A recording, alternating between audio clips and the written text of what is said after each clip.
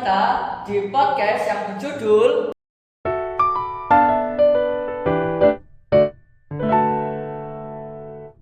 Oke, pada kesempatan kali ini kami kedatangan dua tamu yang spesial, yaitu silakan perkenalan diri Mister. Oke, nama saya Mr. Abid. Saya mengajar bahasa Inggris di sekolah SMP KTK Nasional Plus.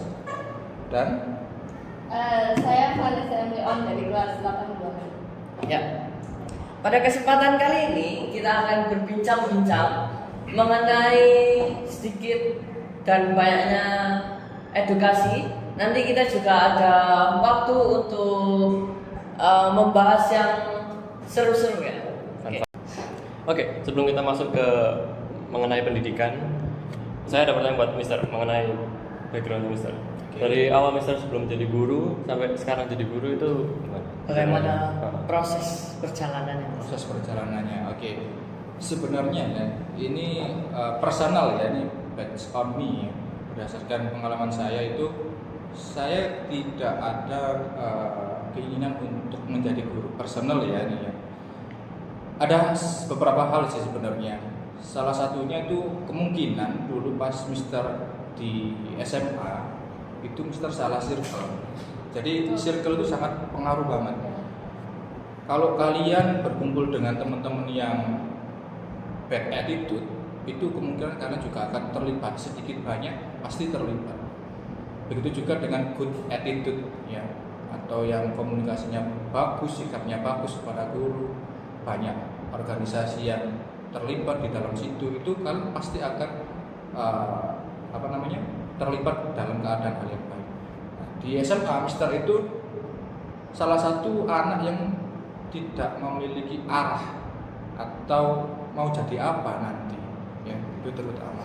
Ada beberapa cita-cita yang Mister inginkan. Salah satunya itu kalau dokter terlalu tinggi ya, karena saya juga bercermin, kayaknya saya nggak mampu, kapasitas saya yang ke situ juga nggak mampu.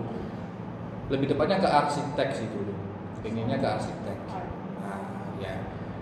Dan ternyata di dalam arsitek itu ada namanya yang dibilang pembelajaran matematik, ada hubungannya, karena berhubungan dengan mengukur. Ya. Fisikanya juga ada di situ. Kalau kamu tidak menguasai hal tersebut, ya nggak bakalan bisa untuk melakukan pekerjaan tersebut. Nah, ternyata saya pikir-pikir lagi, ternyata enggak, ini bukan bidang saya. Saya ulik kembali, bingung itu sudah mulai kelas 12 SMA mau lulus. Akhirnya bingung, Mister memutuskan untuk bertanya kepada beberapa orang terdekat Mister, seperti kakak, teman yang lebih tua daripada saya.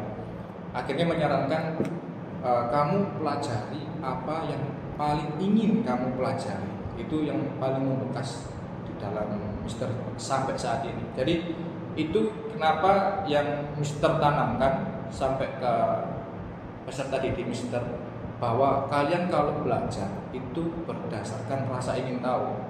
Kalau di usia SMP, SMA itu sudah tidak lagi kamu disuapin. Kalau sebagai murid itu sudah nggak disuapin lagi. Kalian harus mengolah pola pikir kalian, apa yang harus kalian pelajari ke depannya. Nah itu kalau di SD emang kita harus disuapin karena kita masih bermain kan. Porsi kita masih bermain. Jadi kalau di SD itu kita nggak bisa berpikir apa yang harus kita pelajari. Kita hanya mengikuti apa yang diajarkan oleh guru-guru kita. Nah di waktu SMP, nah seperti ini, kalian memiliki good circle, teman-teman yang bagus, itu salah satu pembentuk karakter kalian di masa depan. Mister di SMP sudah salah circle. Teman-teman Mister kebanyakan ya anak-anak yang nakal. SMA sudah kesaring itu gara-gara sudah masuk negeri. Tapi karakter Mister yang dari SMP itu terbawa di SMA. Salah satunya ini jangan ditiru ya teman-teman, jangan ditiru. Salah satunya yaitu malas mengerjakan PR. Ya salah satunya. Kemudian yang kedua suka main ke rumahnya temen, nggak belajar tapi main tok gitu loh. kemudian menghabiskan waktu bersama teman. Tapi semua itu ya kita kalau nggak dari pembelajaran seperti itu kita nggak akan berubah. Tapi kalian bisa mengantisipasi dari cerita teman. Aku tak yang boleh. Sebentar. Ya, jadi kalian bisa antisipasi dari cerita-cerita orang yang sudah berpengalaman supaya tidak mengikuti alurnya gitu loh. Hal-hal yang merujuk ke negatif kalian bisa pangkas itu. Lah, dari situ kembali ke topik SMA tadi ya. SMA itu Mister bahasa Inggris itu mulai tertarik di kelas 12. Matematika enggak, fisika enggak, kimia enggak. Padahal saya di jurusan IPA. Bukan jurusan IPS, bukan jurusan bahasa. Tapi keilmuan saya itu condong ke IPS sebenarnya. Suka hukum, politik, sejarah, geografi itu suka. Lah, saya masuk IPA itu sebenarnya karena ada dorongan orang tua. Alasannya ya, nggak bisa diceritakan di sini ya alasannya ya, itu pribadi. Jadi kesannya itu ini bukan passionku gitu. Ya, akhirnya mau nggak mau aku jalanin sampai lulus dan akhirnya lulus baru kepikiran untuk belajar komunikasi, bukan bahasa, ini masih belum bahasa Inggris, tapi komunikasi. Nah, Mister tuh melihat beberapa teman saya yang pinter, yang ini udah lulus ya, yang pinter, tapi tidak bisa berkomunikasi dengan orang lain, itu juga sangat sulit untuk mendapatkan teman. Yang pertama, ini belum pekerjaan, karena waktu itu masih belum dapat pekerjaan, kita masih kuliah gitu ya, masih kuliah. Akhirnya ketika Mister itu belajar dari hal-hal seperti itu, orang yang jago komunikasi itu satu dapat pekerjaan itu mudah, kedua dapat pertemanan itu juga banyak. Tapi ya teman banyak, tapi yang dideketin kamu harus pinter-pinter yang deketin, yang baik-baik, jangan yang buruk-buruk yang deketin ya. Kemudian yang ketiga, ketika kamu jadi pengusaha ya, entah itu kamu jualan bakso, mie ayam dan sebagainya, apapun itu jenisnya, teman-teman yang kamu kenal itu sangat berpengaruh banget. Seperti halnya saya, ini melompat sedikit ke beberapa tahun setelah Mister lulus S1, masuk ke Primagama, masuk ke Al-Azhar, bahkan di SMP Kartika ini, itu lowongan-lowongannya itu diberitahu sama teman. Ada beberapa tempat yang mungkin itu tidak melalui tes. Kalau di sini, kalau di SMP Kartika melalui tes. Saya akui ini melalui tes. Jadi nggak semua orang bisa mengajar di sini. Harus ada standar untuk mengajar yang bagus. Kalau di SMP Kartika, karena ya kalian tahu sendiri untuk nominal SPP-nya kan cukup mahal ya di sini dibandingkan sekolah-sekolah swasta yang lain gitu. Tapi untuk kasus lain seperti saya tidak menyebutkan lembaga dan institusinya, beberapa sekolah yang punya kenalan itu adalah kartu as bagi kalian. Jadi tanpa tes kalian bisa mengajar, bisa masuk, bahkan mengalahkan anak yang mungkin dari universitas negeri punya sertifikasi atau punya prestasi dulunya, itu gugur mereka. Kalau dengan yang namanya kalau di Indonesia ini orang dalam. Nah, itu ya. Itu sudah rahasia umum. Nah, tapi bukan berarti Mister menganjurkan kalian melalui jalur itu. Dari beberapa case tadi, Mister itu ya secara jujur ada yang terlibat di dalam orang dalam, tapi saya minta secara fair untuk masuknya, meskipun melalui jalur orang dalam ya. Mintanya seperti apa? Silakan dites seadil-adilnya Pak. Kalau gagal silakan tinggalkan saya, cari yang lain gitu. Jadi saya minta itu ada standarnya lah. Saya ini layak nggak disebut menjadi seorang guru ketika mengajar. Kalau nggak layak ya jangan mengajar gitu. Nah, akhirnya saya punya pemikiran seperti itu dan dilaksanakan, dan alhamdulillah keterima. Termasuk di Primagama itu juga dites dulunya, dites mengajar micro teaching, di Al-Azhar, di SMP Kartika dan beberapa banyak lembaga lainnya, itu semuanya dites. Akhirnya banyak teman-teman sadar bahwa kualitas gurunya, oh ini bagus, langsung aja Pak ngajar ke tempat bimbel saya tanpa tes, karena sudah tahu kualitasnya. Kecuali kalau belum tahu kualitasnya itu baru dites ulang lagi. Nah, minat untuk belajar bahasa Inggrisnya mulai dari lulus SMA itu saya pergi ke Pare itu sekitar 3 bulan. 3 bulan plus di sela-sela semester. Jadi totalnya ya kemungkinan bisa 6 bulanan lah. Jadi setiap liburan semester kalau kuliah nanti kalau itu semesternya liburnya bisa 1 bulan. Nah, banyak liburnya. 1 bulan itu saya buat pergi ke Paris semester 2, 3, 4. 3 semester. Soalnya semester 5, 6, 7 itu udah repot fokus ke skripsi, KKN dan magang sebagainya. Nah itu ketika di Paris, nah ini pembelajaran yang paling sangat berkesan bagi saya. Sesuatu hal yang tidak dimulai dari dasar itu tidak akan bisa sempurna. Sesuatu hal yang tidak mulai dari dasar itu tidak akan bisa sempurna. Jika kalian ingin belajar menjadi seorang ahli hukum, kalian harus tahu definisi dari hukum itu apa, ya, diperuntukkan untuk siapa, penggunanya siapa. Nah, itu semuanya dasar-dasarnya harus kalian pahami sebelum kalian belajar pasal-pasalnya. Itu semua berlaku di semua mata pelajaran, nggak hanya di bahasa Inggris saja. Itu awal mulanya saya ingin bisa menjadi guru di sini. Ya, alurnya maju mundur akhirnya ya. Karena awalnya minat bahasa Inggris, pergi ke Pare, kemudian masuk kembali ke perkuliahan, kenal Pak Faiz di salah satu organisasi. Beliau yang merekomendasikan saya di SMP Kartika dengan dites, tidak hanya masuk top, dites seadil-adilnya dan layak untuk mengajar di sini sampai sekarang. Itu awal perjalanan karir saya. Oke. Mr. Rapid kan punya tekad ya pada awalnya itu kan punya niat yang besar untuk belajar berkomunikasi, terus akhirnya ke bahasa Inggris kan.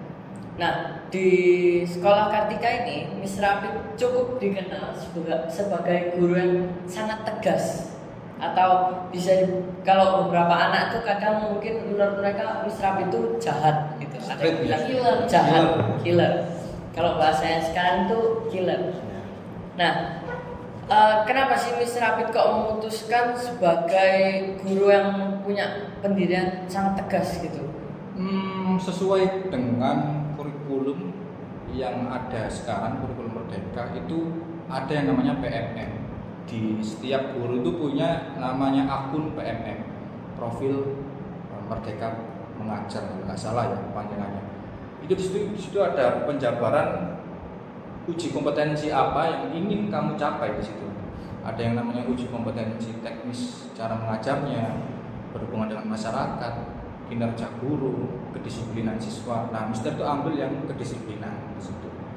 Jadi yang Mister fokuskan di sini tidak hanya dalam hal keilmuannya saja, tapi juga kedisiplinan. Ya, kenapa kok saya mengambil seperti itu? Karena saya berpengalaman mengajar di beberapa sekolah. Salah satu kenapa anak itu tidak bisa belajar dengan fokus dan belajar dengan nyaman itu ketidakdisiplinan. Karena mereka satu ya, saya pernah mengajar di sekolah B, anaknya nggak disiplin. Saya masuk, mereka ada yang tidur, mereka ada yang ngobrol sendiri, ya nggak respect lah. Itu kan salah satu tindakan yang tidak disiplin. Lah, saya nggak ingin di sekolah ini tuh sama dengan sekolah-sekolah yang seperti itu. Ya kalau saya mengajar di sekolah B kemarin itu kan hanya ekstra, jadi Mister nggak punya otoritas atau aturan yang kuat untuk mengekang mereka supaya lebih disiplin. Dan saya juga bukan guru kelas atau guru mapel di sekolah itu, hanya guru ekstra saja. Tapi kalau di sini saya punya otoriter, punya aturan gitu, punya hak untuk mengatur kalian. Selagi saya bisa mengatur, ya saya akan atur sebaik mungkin dan sebisa mungkin. Tapi ada tanda kutipnya. Disiplin bukan berarti keras ya, melakukan tindakan kekerasan fisik ya. Saya nggak pernah kan, kalian pernah nggak? Enggak. Dijewer mungkin? Enggak. Dicubit pernah? Nggak pernah. Atau disuruh berdiri dengan satu kaki selama 2 jam itu? Nggak pernah kan? Kalaupun berdiri, itu pun kalian juga sambil belajar. Iya. Itu pun kalau sudah selesai ya udah duduk, nggak lama kok. Kalaupun berdiri itu. Ya, nah, itu salah satu hal yang mendorong Mister untuk melakukan tindakan. Nah, karena Mr. Rapid kan mengambil langkah yang mendisiplinkan para murid-murid, apakah Mr. Abid juga mempelajari mengenai apa ya, ilmu psikologinya pada anak-anak? Jadi Mr. Psikologi. Jadi kayak Mr. mempelajari anak yang punya sifat gini harus ditegesin atau lebih dilembutin dari anak-anak biasanya gitu. Kekurangan Mister itu salah satunya ya kurang sedikit bersabar kayaknya, sedikit bersabar untuk menghadapi anak-anak yang memiliki spesialis dalam tanda kutip psikologi. Meskipun saya tahu mereka kemampuannya seperti itu, saya tahu kapasitas mereka, tahu setiap anak. Maka dari itu kan setiap anak itu mesti berikan pertanyaan sesuai porsinya masing-masing. Kayak Johnson intelijennya tinggi ya Mister akan kasih pertanyaan yang sedikit lebih sulit.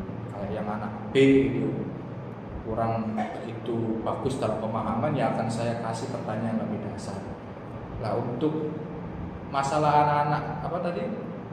Kurang apa? Yang kurang apa ya? Kurang paham gitu. Kurang paham itu kalau anaknya masih dikatakan secara psikologi ya, secara psikologi itu seperti anak normal, Mister bisa mengulanginya. Tapi secara psikologinya itu anaknya yang butuh treatment khusus, saya nggak bisa mengejar anak satu ini, tapi mengorbankan beberapa siswa saya. Jujur aja saya nggak bisa, karena ada hal yang saya targetkan di pembelajaran saya. Kalau saya fokus di satu anak, maka ada anak-anak lain yang tidak akan tersampaikan materinya. Jadi mohon maaf mungkin dari sisi kurang sabarnya Mister dari situ. Dan yang mungkin di sudut pandang anak-anak lain terlihat seperti apatis. Ya, apatis itu nggak mau tahu gitu loh. Nggak peduli. Padahal dari sisi kemanusiaan itu sangat peduli banget gitu loh saya. Bahkan saya menghargai untuk tidak mencerca pertanyaan-pertanyaan yang sangat sulit gitu loh, menyesuaikan kemampuan anaknya. Bahkan ada beberapa anak spesial yang tidak Mister kasih tugas sama sekali. Kamu kerjakan tugas nggak apa-apa, kamu nggak kerjakan tugas nggak apa. Yang penting tugas dasar itu Mister kasih tugas sendiri untuk belajar kemampuan mereka, untuk capaian target pembelajaran mereka. Nah kalau dia sampai atau nggak sampai, ya kita nggak bisa apa-apa lagi. Kita hanya bisa mengontrol di sekolah saja. Kalau di rumah ya kita nggak bisa punya kontrol lagi. Oke, John, gimana? Kamu setelah mendengarkan background dan pengalaman dari Mr. Abid, awal kamu ada pertanyaan untuk Mr. Abid? Ada sih. Ini bisa. Menurut saya pribadi, Mister itu satu guru yang punya effort tinggi gitu di sekolah ini. Terima kasih Pak. Kalau Mister sebagai guru yang apa ya, disiplin lah, yang mendisiplinkan siswa-siswanya, gimana tanggapan Mister tentang guru-guru yang ngajarnya seadanya gitu? Jadi masuk kelas ngajar nggak ngurus muridnya paham apa enggak, nanya atau enggak, pokoknya jam pelajaran selesai langsung keluar. Keluar gitu. Berarti kayak bondingnya mungkin kurang, usahanya kurang. Iya. Ada beberapa faktor mungkin guru-guru melakukan hal seperti itu. Salah satunya itu JP, jam pelajaran. Nah untuk guru-guru yang mungkin 1 jam pelajaran, 2 jam pelajaran, mereka tuh memaksimalkan pembelajaran biasanya. Jadi kalau udah maksimal selesai meninggalkan. Karena mereka mungkin ini pendapat saya pribadi ya, nggak ada kepikiran untuk mengkreatifkan pembelajaran. Karena mereka dituntut untuk materinya itu selesai dalam 1 semester itu. Otomatis mereka ya kejar itu materi-materi yang ingin dia sampaikan, ada target minimumnya, mungkin 3 bab, 4 bab mungkin minimum ya. Dari 6 bab mungkin tersampaikan 3 bab is oke, nggak semuanya nggak apa-apa. Yang penting ada target minimumnya, atau mungkin ada bagian kecil-kecil dari bab itu yang disampaikan. Otomatis mereka itu jadi tadi datang ngajar selesai ya sudah.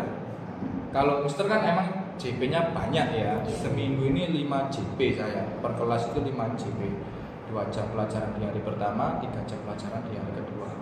Lah, tapi Mister itu memiliki tekad untuk mengkreatifkan pembelajaran, dalam tanda kutip anak-anak yang memiliki potensi lebih itu Mister ingin kembangkan lagi, meskipun non akademik ya, meskipun itu bukan di bidang pembelajarannya Mister.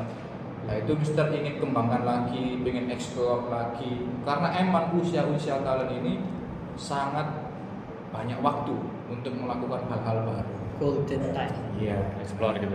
dibandingkan saya, kalau saya udah berkeluarga, kapan belajarnya? Pulang ngajar seperti ini, pulang biasanya masih kerja lagi, ambil job, side job lagi, terus di rumah kadang sama anak, besoknya berangkat kerja lagi. Mungkin kalau bisa waktu untuk belajar itu Sabtu atau Minggu aja. Kalau kalian kan everyday bisa belajar. Kalian aja tugasnya kalau sekolah belajar bukan bekerja. Iya. Nah, itu adalah waktu kalian untuk mendapatkan ilmu sebanyak-banyaknya. Nah, untuk beberapa sekolah saya tidak menunjuk guru swasta, guru negeri ya. Semuanya pasti ada oknum guru-guru yang melakukan hal seperti itu, yang dimana mereka itu cuma mencari isi jam aja. Jadi gini, ini secara teknis sedikit ya.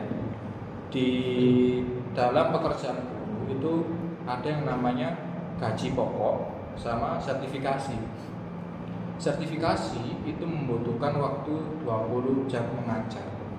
Jika guru tersebut mengajar di satu sekolahan, dia tidak memenuhi jam pelajaran yang harus diwajibkan untuk mendapatkan sertifikasi, maka guru tersebut harus mengajar di sekolah lain untuk memenuhi target tersebut, yaitu 20 jam mengajar selama seminggu.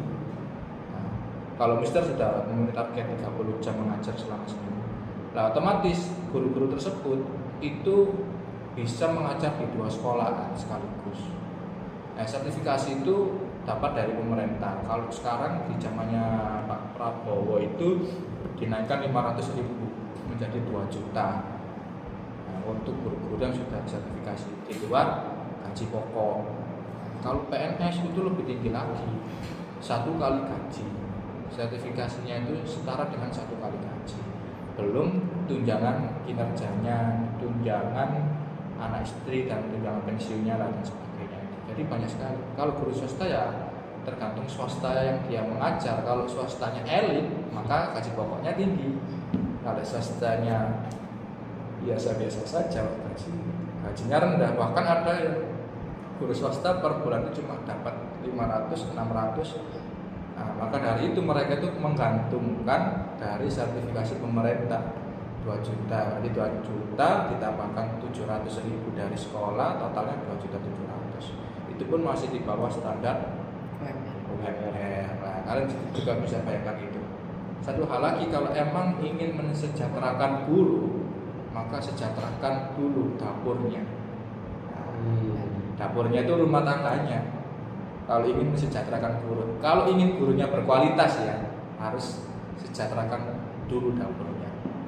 Baru guru bela-belain belajar, ikut seminar, ikut uji kinerja dan sebagainya, dibelain beneran. Kalau gaji guru di atas UMR sedikit aja, atau UMR ya 4.200.000, 300, itu pun sudah lebih dari cukup bagi kita.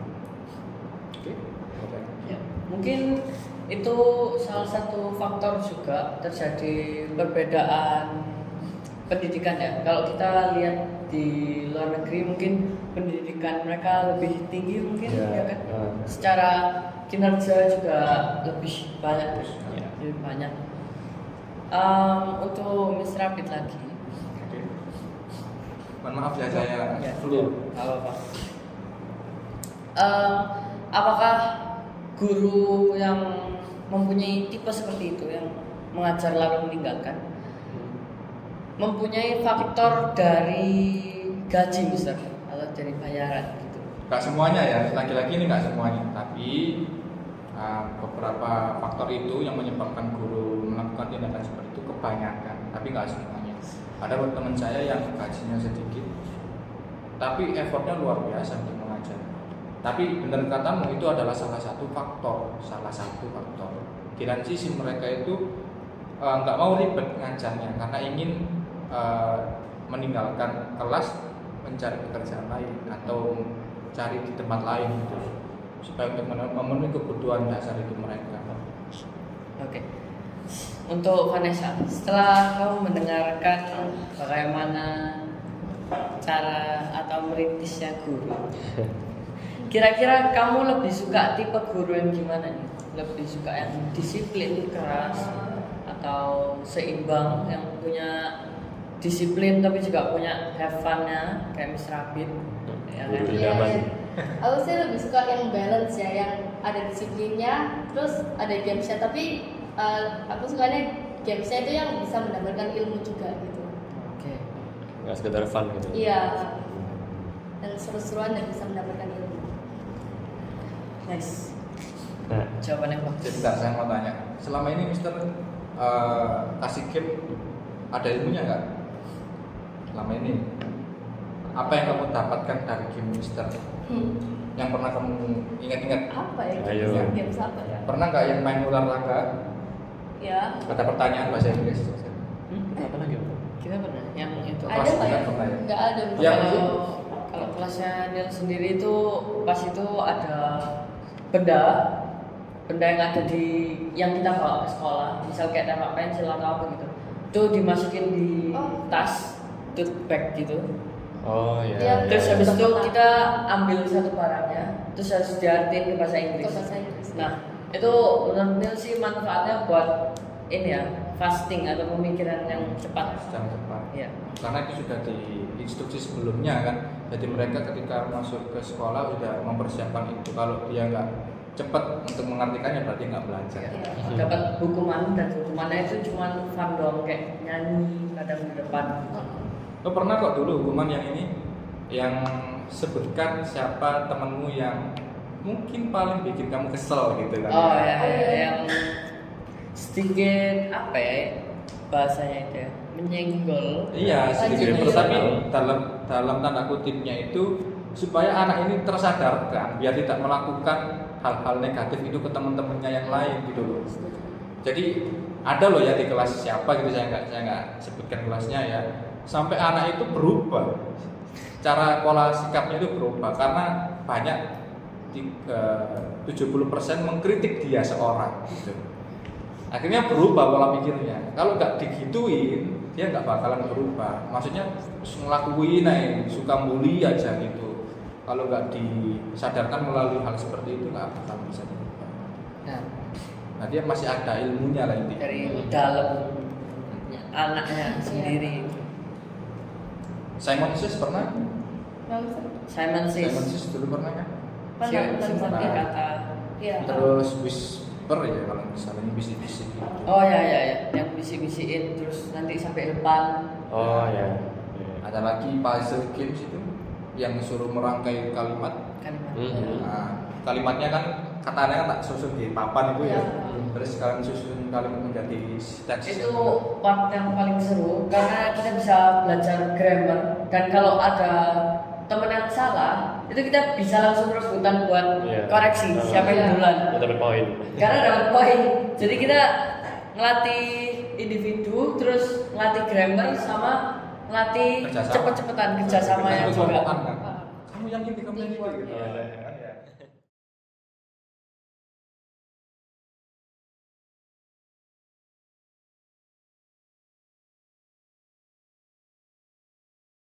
Ya, kita akan masuk ke pertanyaan cepat. Di sini terdapat 6 pertanyaan yang akan dijawab oleh Mr. Rabin dan juga Vanessa secara cepat. Yang pertama, kopi atau teh? Saya dulu ya. Ya, Kopi, Teh. oke. Yang kedua, pantai atau pegunungan? gunung, Pantai. Oke. Yang ketiga, smartphone atau laptop? smartphone, Smartphone. Yang keempat, buku atau film? film, Film. Yang kelima, pagi atau malam? malam, Malu. Yang keenam, kota atau pedesaan? desa, Kota. Oke, sekarang pertanyaan mengenai pendapat atau opini. Yang pertama, hidup dengan internet tanpa privasi atau tanpa internet sama sekali? hidup tanpa internet tapi privasi. Sama. Oke. Yang kedua, bisa mengundang tokoh sejarah atau tokoh fiksi untuk makan malam? Tokoh sejarah. Toko fiksi. Yang ketiga, bisa berbicara dengan hewan atau bisa semua bahasa? Semua bahasa. Bisa semua bahasa. Yang keempat, bisa teleportasi kemana saja tiap 10 menit atau bisa menghentikan waktu tiap 10 menit. Bisa menghentikan waktu tiap 10 menit. Teleportasi. Oke, kita perbedaan durasi ya. Oke, yang kelima, bisa mempengaruhi orang lain atau bisa membaca pikiran orang lain. Mempengaruhi. Membaca pikiran orang lain. Yang keenam, ahli dalam satu hal atau tahu sedikit tentang banyak hal. Ahli dalam satu hal. Ahli dalam satu hal. Yang ketujuh dan yang terakhir, menghapus semua kenangan buruk atau mengingat semua kenangan indah. Mengingat semua kenangan indah. Mengingat semua kenangan indah. Oke, pertanyaan sudah selesai. Terima kasih untuk Miss Rafi dan juga Vanessa. Ya,